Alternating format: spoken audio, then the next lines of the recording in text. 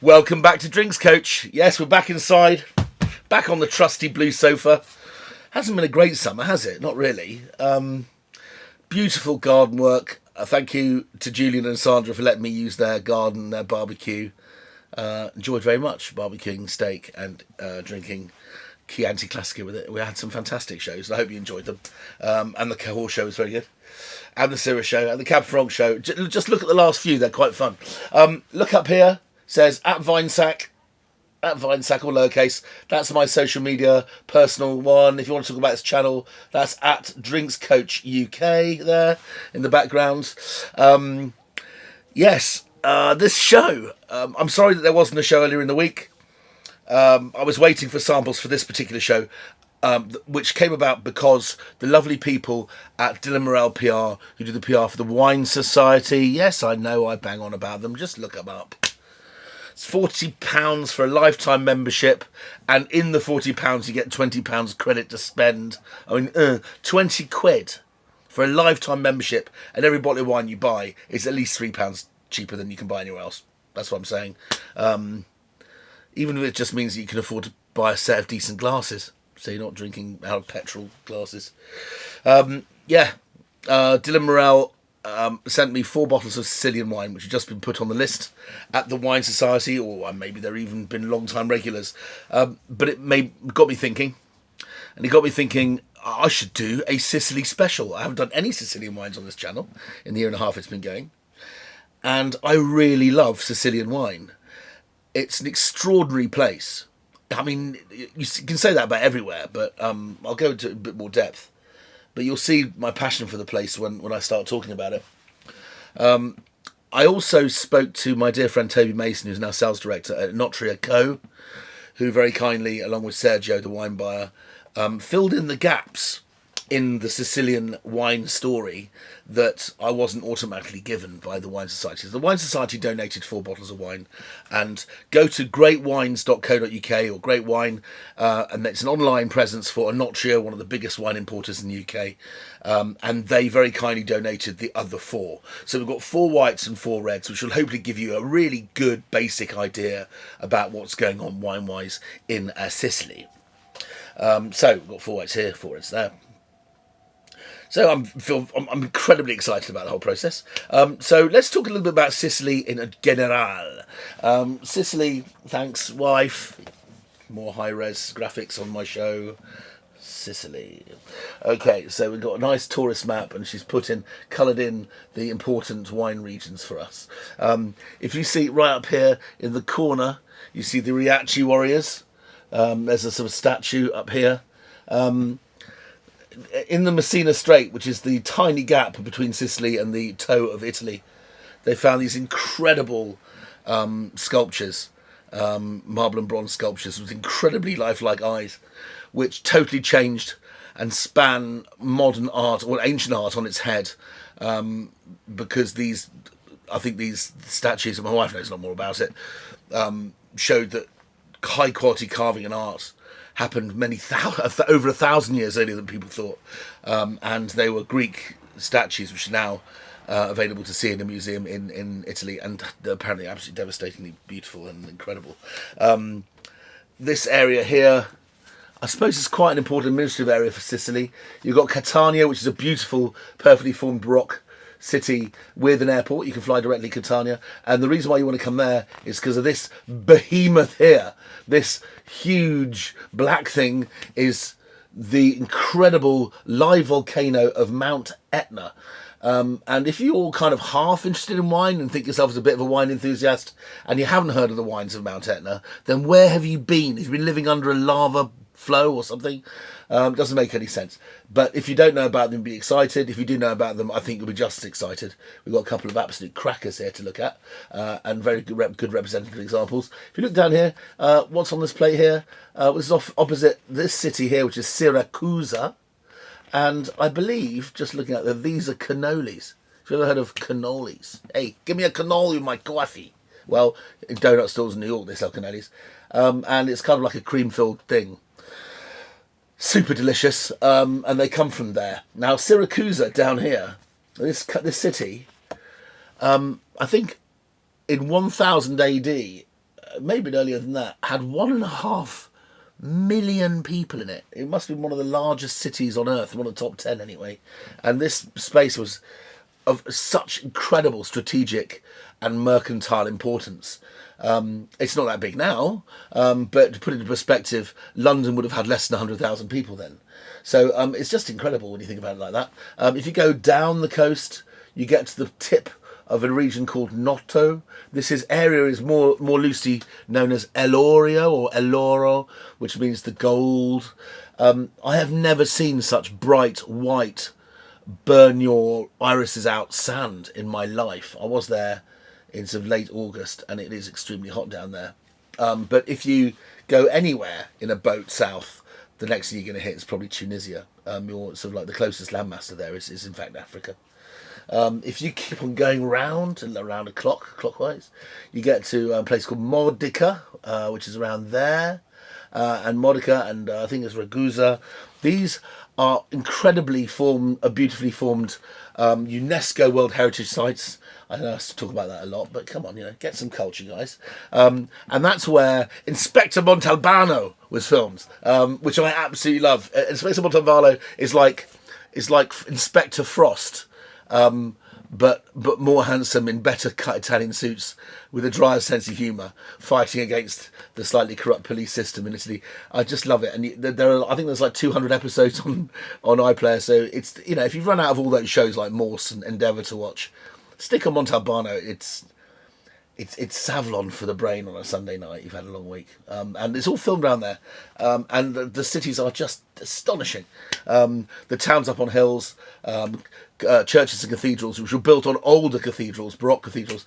There's a church actually, I think in Siracusa, which was built on a kind of like a 5th BC temple. Then it was built on a more sort of another pagan temple, which was built on something which was kind of Roman, and then it was Byzantine, and it was like it's got all of these influences in it, but it's like a church built on a church built on a church, and it went sort of like Christian, Muslim, that kind of thing. So history is literally stacked on top of itself in Sicily, in the same way I suppose Rome is. That if you walk about Rome, which I haven't done, but my wife has done many, many times with her work, said you're just walking on history the whole time. You're walking on history. History is in layers below you.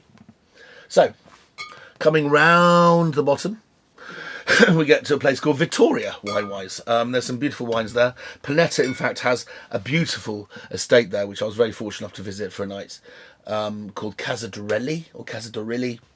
They make beautiful wines, but the wines we're tasting from Vittoria actually are from an organic estate, which the Wine Society sell, called Santa Tresa, which we're going to come across in a minute. And they're exceptional value for money, I have to say. We've talked about it. All right, so we're going along the coast. As you go along the coast, you get to there, which is the Valley of the Temples, and they have the most perfectly preserved Greek temples probably on earth. Some of them are completely intact, and when you drive past them, you go, "Is that real?" It's like driving through a set of Raiders of the Lost Ark, but no, they are, and some just extraordinary buildings to visit, and bring tears to your eyes because they're so beautiful and so real, and to think that they've been there for thousands of years is something else. Moving along the coast, we then get to Menfi, and that whole area of the coast is. It's like the Garden of England is Kent. Well, this is where almost every strawberry and every cherry tomato in Italy is grown. Just greenhouse after greenhouse after greenhouse. Incredible amounts of fruit coming out there. Just thousands of tons every hour.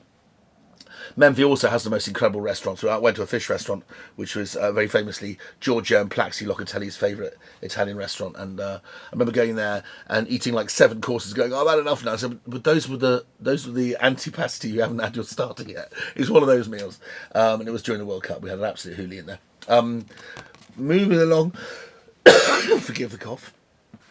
You'll see there's a bottle of wine actually on this tourist map. Well, it's funny that all this wine is being made, and in fact, there are 300,000 hectares of vines in Sicily, which is the second most of any region of Italy. I don't know which one's the most. I imagine it's probably Veneto. I know, but it's the second most widely planted area. Give some sort of idea of how much vineyard plantings there are in Sicily. It's roughly the same as the whole of Chile and South Africa put together. Yeah, right. And you don't know about Sicilian wine? Get learning. Okay, so this bit at the end, so when you go to Menfi, this area right at the end, has lots of old-fashioned wines which used to be collected. There aren't huge amounts of producers, but everyone in Italy who has a small farm or small holding probably makes a little bit of wine for themselves. But this is where the famous fortified Marsala wines come from, which is what this bottle is standing to represent. Marsala is an aged, oxidised, fortified wine, not to be confused with Madeira, of course. Madeira being Portuguese from the island of Madeira, very, very oxidised. Marsala's kind of a bit like that. I mean, it looks like it in the glass, and it again has an oxidation point because it's sometimes made in demijohns, and it can be very old, and it's probably more like a cross between the French fortified and port. It's more like a port than Madeira, I would say. But they make beautiful, beautiful wines, and some of them are made from the local grape varieties Zibibbo and Caterato, which we should talk about in due course, and also Grillo, which is kind of like the workhorse white grape variety of Sicily, and I think hugely underrated. So, right, just finishing our tour of Sicily, we'll now come back round here. This is the capital of Sicily. It's a sweatbox of craziness, busier and more waspish than Naples. You've got all this humidity caught in the trap. You're by a really muggy, mosquito-ridden coast. Very, very, very, very hot. I mean, you'd only have to go about 50 minutes inland and it's 10 degrees cooler up in the beautiful mountains where there's some incredible sort of Airbnbs and hotels and restaurants where you can eat. And Sicily, by and large, is incredibly inexpensive unless you go to the really swanky places. But Palermo, the capital of Sicily, is quite a wonder to behold. You have to spend some time there, just getting the feel of how oppressive it is to be there. Classic hot Italy. And then we go round and we start the whole carousel again. So that is Sicily. I've told you everything you need to know. When we come to each wine, I'll point it out again. But that took me just over 10 minutes, just that. But I hope you enjoyed my little tour of Sicily. Okay, where are we going to start? We're going to start with this. Please, a big shout out. I have, it's been many, many years, probably 7 or 8 years ago, maybe longer. Pardon me. But Alessio Planeta, sort of like the figurehead of the family now, he was the main operating dude of the family. And the Planeta family, very old family. Sicily has 3 or 4 families that basically ran and owned the whole of the island going back over 1,000 years. But Planeta as a family started making wine in 1995. Of course, they've been making wine in Sicily, all over Sicily for forever. But you can't underplay how important it was that Alessio's dad did what he did. And the whole, sort of like the brothers and sisters that now run the business now are still doing incredible things with the business and have grown it to enormous case. They've got vineyards in all the main important areas of Sicily. Alessio and his devastatingly chic sister, Francesca, who spends most of her time in Milan, who I thank you, Francesca, if you're watching this, for introducing me to Brancamenta sorbet. That was fantastic. Anyway, Orestiadi. Anyway, let's talk about Planeta wines. They started off trying to, I suppose, demystify the unusual and not well known and recognised grape varieties of Sicily, but of course now we're in a different phase of our global enjoyment of wine, and we quite like diversity and interest and difference, especially in recessions, because grape varieties you haven't heard of tend to be quite cheap. But they used to make, they still make an incredible Chardonnay, and I tasted a 1995 Chardonnay, the first release, about 6 years ago, which was a bottle I kept all those years. It was still delicious, although big and like an old Californian Chardonnay. It was really still rather good. This is La Segreta, which is kind of like their entry restaurant range at Planeta. And you'll see it says Grillo, Sicilia, DOCG, DOC. Grillo is grown quite widely across Sicily, but mostly the west end of the island. So, all here, okay? Let's see what Grillo does. I think Grillo is a great variety which you can actually, if you go to Waitrose, you can actually buy a wine box which has been filled with Grillo. which is when I first tasted it was absolutely delicious. And I tasted one was a bit stale, but so you probably have to check the box for its bottling code or whatever. But this is a 2020 Planeta Grillo Grillo. And La Segreta means the secret. It's like, shh, don't let anyone know that we're making really modern wine now. But that was the joke to start with.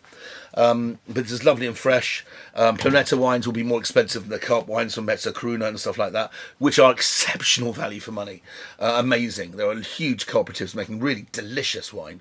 This is just maybe just a kind of slight upgrade, a bit posher.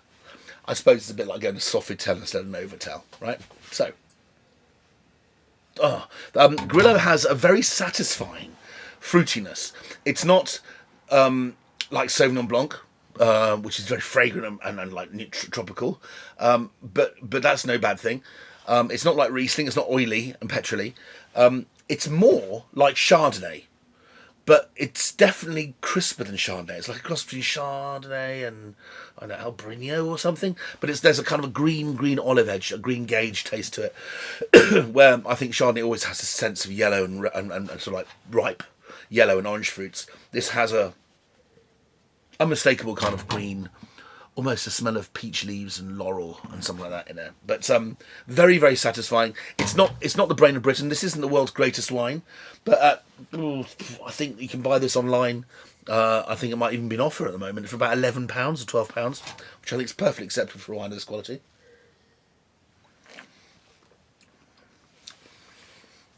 See, it's a mouthful of wine, right? It's not skinny and thin. It does have fragrance. If I did have a prawn and I had chicken, it would go with both. It even goes with vegetables. It's got a lovely vegetal. Oh yeah, it's almost like snapping a basil bush and opening it. What's wrong with that? That smells lovely, right? So basil, green olives. You're getting my vibe now. It's kind of hot Mediterranean. It's nearly in Morocco, right? And all those kind of flavours come up. So this would be amazing, that kind of food, especially with the oily fish you get in the Mediterranean, snapper, tuna, you name it.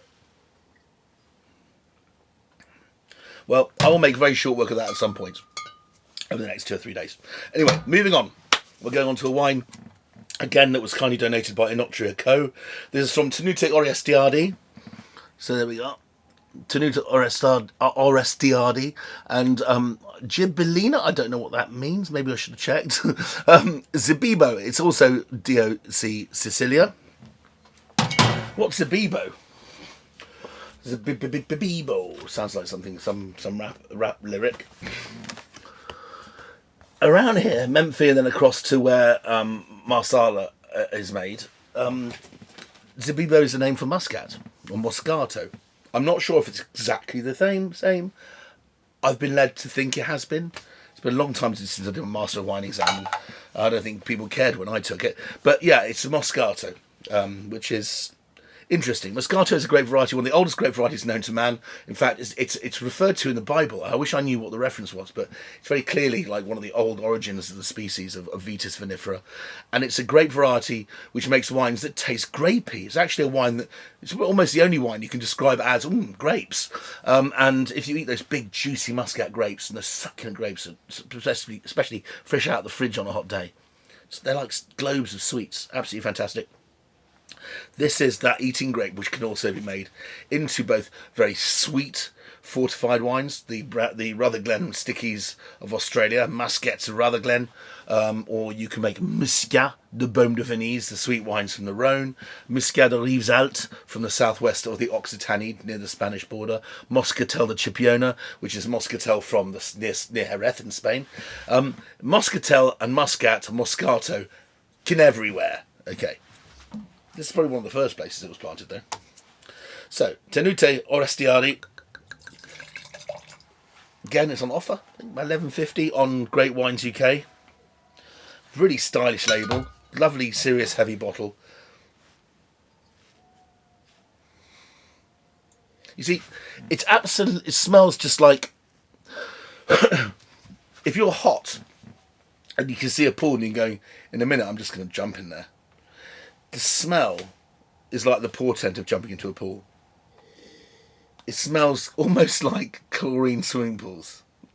It just makes you think, it's cool, it's fresh, I don't know, it would probably make a wonderful granita if you actually just froze this wine and turned it into ice crystals. There's a very strong smell of kind of Meyer lemon or something more aromatic than straight lemon, and it's the juice as well as the oil. It has an it's almost like a daiquiri, I guess. But when you taste wines which are made from Muscat, one thing that often surprises people is that Muscat is actually a very low acid variety. So the wine is very soft and very easy to drink. And if not made properly, it can be quite oily and heavy going. This has got a lot of punch. This would be really, really nice with things like smoked salmon, maybe a barbecued fish of any kind, really. Again, I'm going back to oily fish. I'm going back to maybe cracked crab, something like that. Very, very pleasant, but there is something quite marine and salty and sea breezy about Zibibbo specifically. Wine 2. Both these wines sub 15 quite easily. Around a tenner, a little bit more. So we've gone from sort of here to here, just above Menfi, just around there. And the next wine we're going to have is also a Moscato, but actually it says, honestly on the label, Allamanda Sicilia Noto. Allamanda Sicilia Noto. And if you look on the back, it is called, I think it's covered in condensation. There we go. Sicilia Moscato Di Nato. Right, let's talk about Noto again. Noto is this incredible, bright, sandy place right down here. Can you see that? Just so hot. The last wine we're going to do today comes from here, and it is, I think, one of the most underrated top wines in the whole of Italy, or at least it used to be, because it's no longer as cheap as it was. When I visited about 7 years ago, I think you could still buy it for under £20. It's now a £35 wine, so maybe they're getting the money they deserve. But it is a truly magnificent wine and still relatively underknown. So this wine comes from that same vineyard, and where you've got this big, powerful red, which we'll come on to later, you've got this wine which is the perfect yin and yang. You've got this incredible, spicy, dark, black olive, chocolatey wine, which has huge age potential, and then sort of like an opening gambit, maybe an aperitif wine to go with that wonderful fish and sardines that you fished off the beach. You've got Allamanda. So what does Allamanda mean? Well, Allamanda, in fact, is an old Baroque dance. And it's a danza di apertura, which means that it was a dance that opened up the evening, so everyone started dancing. So it is exactly that. It's the warm-up act. It's the wine you drink before dinner. It goes with a few nibs, with a bit of fresh fruit even. But when I tried this 8 years ago, I absolutely adored it. And I said, "Is this available in the UK?" They went, "No, it's not, no." Well, imagine my excitement when I saw it on the Enotria list. I said, "Please, can you send me one of these too?" Because I loved it. And this is the 2020 brand new vintage. Very pretty, don't you think? I think so. Very different colour. It's much whiter than the other one. It's got a beautiful silvery white colour to it. See, I could drink wine like this all day. There aren't enough dry muscats in the world. I told you about the sweet ones, but if you think about Alsace, which is between France and Germany, they make incredible aged muscats. Some of them are quite oily, quite heavy going, and they take a long time to really reach their peak. Some of them are very, very grapefruity and textured. Some of them are really over-the-top Turkish delight and aromatics. If you go to the south of France, or even hotter, you go down to the bottom of Sicily, so at the tip, the hottest bit of Italy, you suddenly find these wines that are bursting with freshness. It's almost like an oasis amongst this heat, this thicket of aloe vera plants and crazy xerophytes and cacti, because it's covered in cactus. And then you've got this lovely, like lying on a lilo in a pool kind of soothing wine.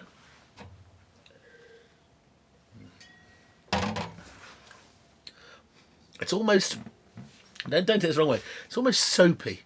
It's almost a taste of eau de cologne about it, but in a really, really nice way. Reminds me of the very, very best Torrontés from Argentina, of those people that are familiar with probably the only indigenous white wine in Argentina. Where are we at? We're 25 minutes in, so this is going to be a long one, I'm afraid, guys.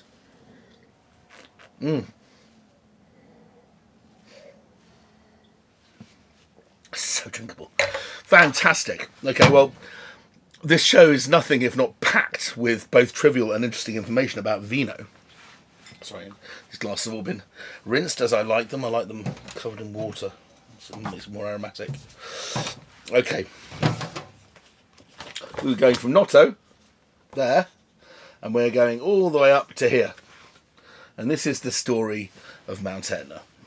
This wine is made in a estate called Pietra Dolce.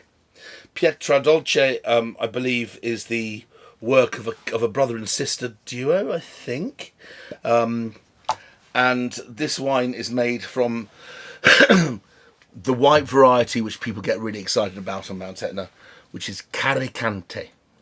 Caricante is about as sharp and as stand-on-end, glacial, edgy, minerally as white wine ever gets. And if you're going to plant that on a cold mountainside, not that cold because it's a live volcano, in volcanic lava, you've also got this intense salty minerality with it.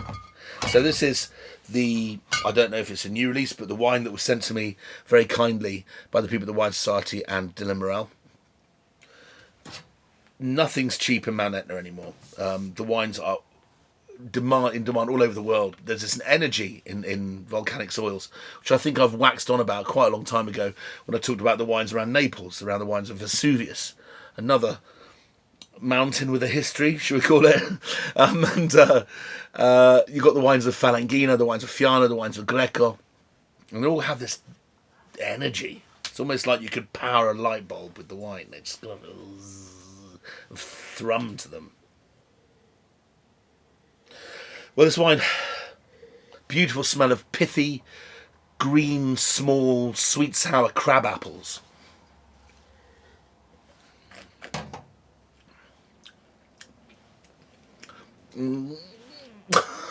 It's like somebody just squeezed key lime into your mouth.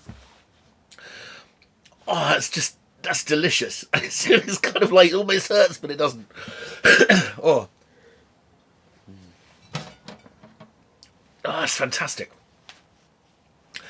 It's like somebody stuck a battery in my mouth, and it's got this incredible tingle. My teeth are tingling. The acidity is off the scale, but it has texture and richness, like super premium Chablis. But it's not as fat as Chablis.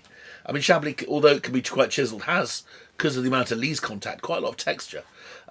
We had some wines on this channel when I was out in the garden a couple of weeks ago, which were the really posh wines from Albarino, from Rias Baixas, northwest of Spain. The first wine, which was aged in a granite egg, that's got the same texture. This is absolutely my kind of wine. Pietra Dolce, well, this is about £30. I think it's about £28, I think. Which means if you bought it anywhere else, you could whack a fiver on, or at least a tenner or a fiver. I don't know. But wow, what a treat. What am I going to dig out? I think it'll be lovely with mackerel or something like that, grilled mackerel. Got to find something a bit fattier. Probably really nice with salt and pepper squid.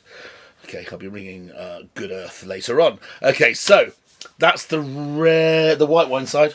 Where's my list? Where's my sheets? Here we are. Quick recap. Grillo from this area around Memphis in the West End. We've got Zibibbo again from this area. Soft, textured, very satisfying, toothsome, goes all sorts of wonderful things, including their sweet and sour food. They have that kind of agrodolce culture, that Moorish culture of mixing vinegar with raisins and sardines and oil. Oh, just wonderful, exciting, kind of almost Levant food. This is just, you just want a pint glass and that, or just some ice. Just the perfect hot swimming pool white. I can't tell you. Why is this not more popular? And it's beautifully packaged, around £13.50, but it tastes quite a lot more expensive than that. And this tastes like it does. Unfortunately, there isn't much to go around. But these wines were nearly half this price 10 years ago. But sadly, we're a bit late to the party, guys. So if you want one, you've got to pay for it. And that goes for the reds as well, which we're going to come on to momentarily. So now we've gone to Memphis. They went to Noto, they went to Mount Etna. We're now going down to here, to the red and green blobs. See the red and green ones? Vittoria and Vittoria Classico. There are two great varieties in Vittoria. And more importantly, there's quite a lot of different IGPs, IGT regions, non-regions, but also a lot of DOCs too. But there's one really important one, Cerasuolo di Vittoria, because that's the only DOCG in Sicily, which is laughable when you look at how expensive and how good some of the wines are. When you look at things like Marcus de Grazzi's wines from Mount Etna, or the very top end Planeta wines, or these wines, they're magical wines. And to suggest that region is only DOC and not DOCG, it doesn't really stack up in the ranking of the best wines in Sicily. So you can get some great value wines in Sicily because they're not yet in those more elevated, delimited regions, shall we say. Okay, so we're now in Vittoria. So just a little talk about Ragusa and Modica, which is between Noto and Vittoria. Can you see that? Ragusa. Modica is an incredible Baroque city, which is built into a mountain. Everything's just half cave, half buildings. It's just amazing to look at. And again, I refer back to Inspector Montalbano. Just so much fun to watch, and my wife and I just love them. And in Modica, I went to a chocolate shop. I'm only saying this because they convinced me that this is true, and somebody might tell me otherwise. But the first time cocoa beans were brought in to do patisserie in Europe, and a very, very, very long time ago, when people finally went over to South America and then came back with cocoa nibs, they make in Modica. There's a chocolate shop that makes the oldest, what could be described as chocolate bars ever made, and they're not fully refined. The chocolate hasn't been tempered, it hasn't been strained out, so you've still got some of the fibre and stuff. And you eat these kind of like brittle, almost like brownie bars, but they're made from chocolate which has not been processed in any way, and they are divine and to die for. And you buy a little chocolate bar there, it's probably about £4. Doesn't matter. I bought like 9 of different flavours and different infusions, and there was a queue of 2 hours, and I brought them back, and it was an absolute eye opener. Another gastronomic cul-de-sac which I'd never been aware of. But they're also very famous in Modica for their ice cream as well. And my favourite thing in Italy is lemon ice cream. So yes, that's the reason why I'm so thin. Now, Vittoria. Okay, so we're now here in the proper wine region. Soils are amazing, and there are 2 grape varieties which are king and queen, I suppose. That sounds very unwoke and far too binary, doesn't it? All right, let's just call them the elegant and the powerful. There is Frappato. Frappato is a grape variety. Witness.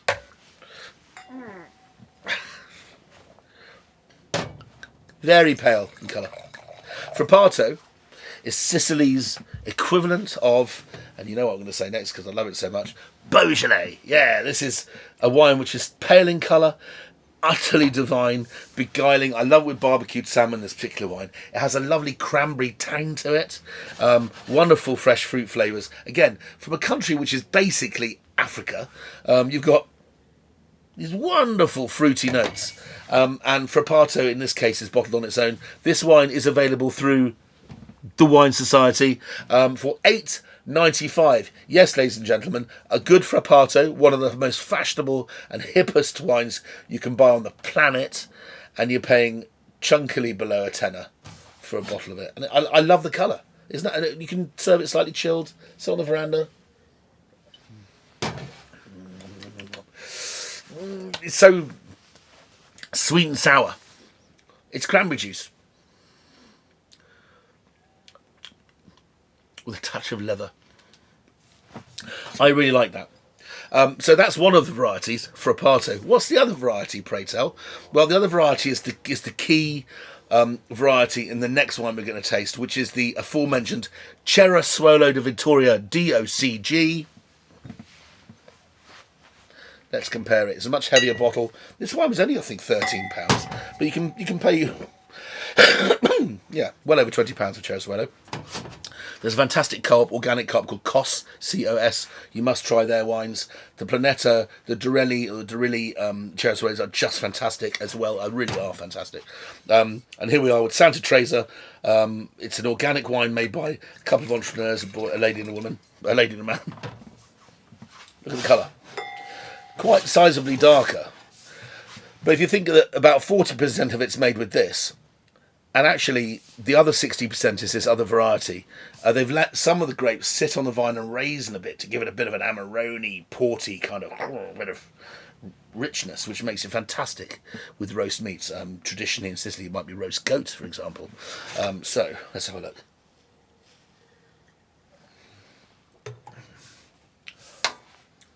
Robusto. Almost a tangy tobacco flavour to it. So, what do you mix with Frappato to make Cerasuolo? Nero d'Avola. Not on the map. But if I put my finger there just above Siracusa, there is a town. No, it's not above there. It's further down here. It's down on the coast of Noto. Halfway down there is a town called Avola. And this is Nero d'Avola, which means the black grape from Avola. So Noto's where it's from. It's planted in some fantastic soils, some with clay bases, which retain a lot of moisture. So in hot weather, you can produce some very, very elegant wines. And if you mix about 60% Nero d'Avola with 40% Frappato, or sometimes 70-30, you end up with Cerasuolo di Vittoria. And Cerasuolo means like cherries, like cherry red, cherry juice. And there's no doubt that it tastes like cherries. Sort of sour cherry, not black dark Bing cherry, more like the Marasca Italian sour cherry.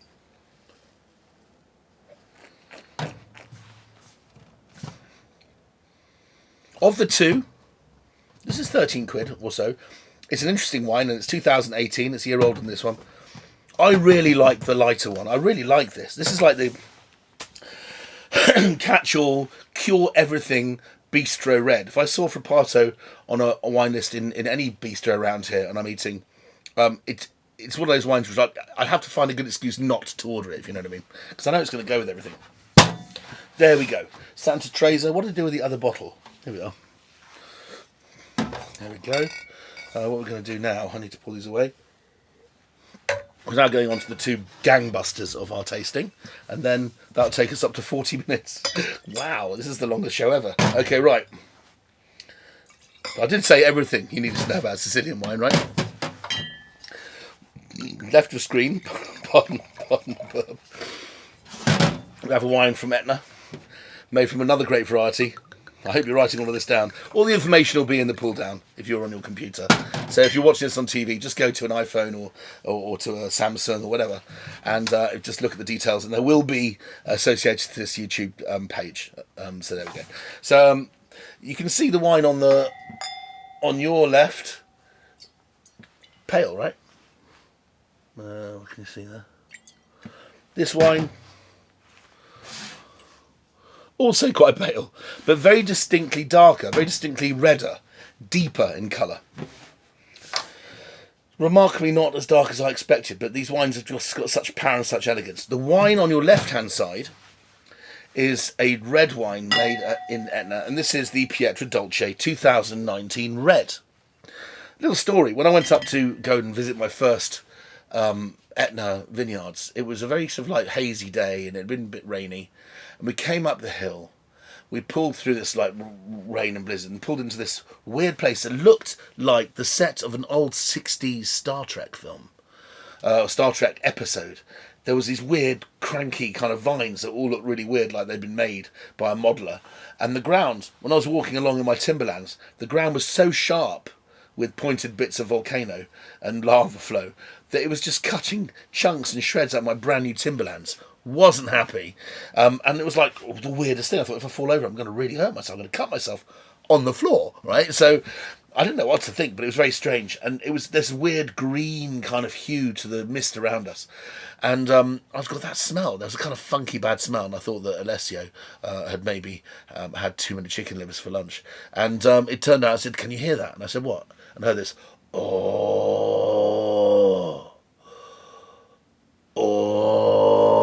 And I looked up, and the whole of the skyline was glowing orange through the green. And I went, "What the f*** is that?" And he said, "Mount Etna. That's the lava." You could see the glow reflecting off the... It was the most terrifying thing. You almost felt like the mountain was breathing in, breathing out, breathing in. Most extraordinary experience. And when you see all that, and then you taste the wine afterwards, it all makes so much more flipping sense than before. But this is made from a grape variety which, frankly, on its own, grown in normal kind of sandy soils with no real importance, is as boring as wine gets. And it's a great variety called Nerello Maskalesi. You're not going to get that in a hurry. But all of the fine wines around Etna and all the wines from Etna, Rosso, DOCG are made with Nerello Maskalesi, 100%. The marriage of Nerello, planted in these crazy high mineral content, decomposed lava flows and granite and broken down sort of mountainside soils, produce this incredible marriage between bright, pure, fresh fruit and acidity, which ages, and the power of nature harnessed in a grape.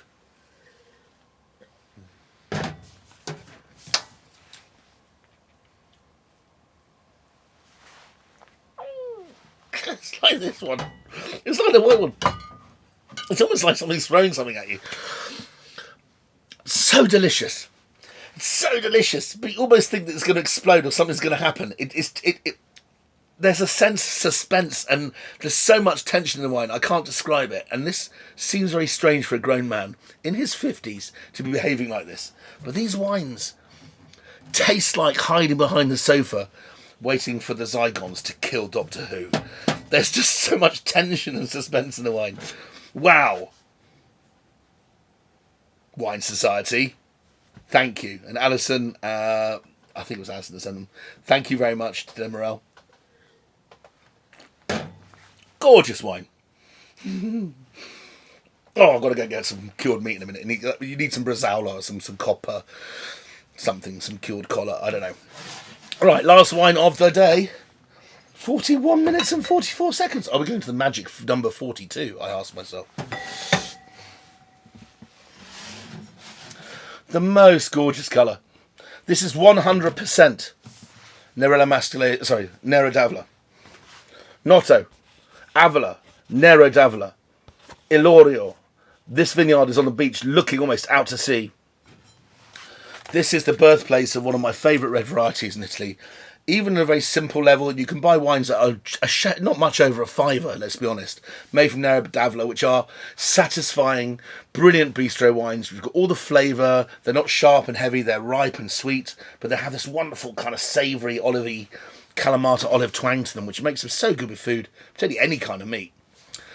Well, the Planeta family very early on started to sort of isolate and identify what were going to be their icon wines going forward. I remember the Planeta Santa Cecilia, which is what this is. We had a tasting, a vertical tasting going back, and there was one which just was to die for. And I don't forget wines like that in a hurry. It was the 2007. And it just had this pure singing note of bilberry and blackcurrants, like soaring through the sky, like a zoom lolly of blackcurrants. Wow. So, it's just so classy. Okay, well, it should be classy because it's £30, like 30. It'll be down there. Great wines, I think 33. Let's call it £33. But there's maybe one excuse a year to buy a £33 wine, and if there's a rib of beef involved, you will not do better than this. I know I've gone on about Chianti Classico. It's a choice, but there is a trend here, isn't there? That a lot of Italian wines go really well with beef. I would reach for an Italian red or a Sicilian red or even a Sardinian red, like a Cannolis, with my rib of beef before I think France straight away. There is so much variety and so much excitement in the wines in this region. So Alessio, Francesca, the whole family, thank you so much for introducing me to this incredible world, this other world of Sicily. And I'll just give you a few tip-tops on this and then we'll call it a day. Smells of dried kind of, there's almost a smell of hot chocolate, like cocoa. Warm cocoa, but buttery, maybe. Almost, yeah, some buttery, fudgy cocoa with some dark cherries, not the sour ones now, we've got the really juicy ones. Bit of strawberry syrup over the top. And a bit of licorice. They do an ice cream in Italy, which is cherry and licorice. And it may be the best ice cream I've ever eaten. And this wine finishes dry, fresh, spicy, lovely acidity, which probably contributes to the Cerasuolo that we tasted earlier. It's 14.5% alcohol. We're used to wines at that level now. That's not even high. And this looks like a particularly successful example of one of my favourite modern classics of Italy, Santa Cecilia Planeta. To recap, Planeta, Grillo. Go into any supermarket, there'll be a Grillo in there. Some of them are about £7. Have a try. You'll be amazed what a versatile and reliable wine that is. Then we've got Zibibbo, which is a grape variety which is largely considered to be the same as Muscat or Moscato. Zibibbo's from the west, Moscato was from the southeast. Then we had Pietra Dolce, Caricante. See the reaction on my face? Just rewind. Incredible tang and tension and zing. Wonderful, wonderful wine. You can drink on its own, but that's a waste. Have at least a bit of cheese and some biscuits or something. But fantastic with oily fish and God knows what. Then we had the Frappato, which was only $8.95. That's this week's bargain from the Wine Society. Santa Tresa Frappato. Saw it here first. Then we had Cerasuolo di Vittoria, which is kind of pimp my Frappato with some Nera d'Avola. And then we went Pietra Dolce, Nerello Maskalesi, and then this wonderful, wonderful, wonderful, delicious wine. And that looks grown up, doesn't it? If you fish around, go to some brokers, there's sometimes some magnums and stuff you can buy from old fine wine. Just look it up, look on Wine Searcher. If you can find one that's maybe 5 or 6 years old, you're not going to pay much more, and it's just going to be absolutely mind-blowing. See you next time. I think it's going to be gin.